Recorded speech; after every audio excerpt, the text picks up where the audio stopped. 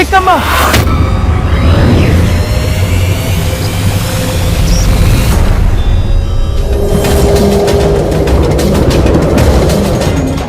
ಕತ್ತಲೆಯಲ್ಲಿ ನೀನು ಮಾಡಿದ ಅದನ್ನು ಬದಲು ಕೇವಲ ಆಕಸ್ಮಿಕವಲ್ಲ, ಇದು ಲೋಕ ಕಲ್ಯಾಣಕ್ಕೆ ಬರೆದ ಮುನ್ನುಡಿ.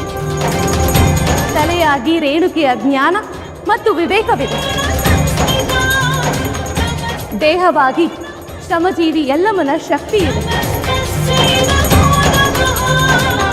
ಅಂದರೆ ಜ್ಞಾನ ಮತ್ತು ಶಕ್ತಿ ಒಂದಾದ ಮಹಾನ್ ರೂಪವಿದೆ. ಇಂದಿನಿಂದ ನಾನು ಕೇವಲ ರೇಣುಕೆಯೂ ಅಲ್ಲ, ಕೇವಲ ಯಲ್ಲಮ್ಮಳೂ ಅಲ್ಲ, ನಾನೇ ರೇಣುಕಾ ಯಲ್ಲಮ್ಮ.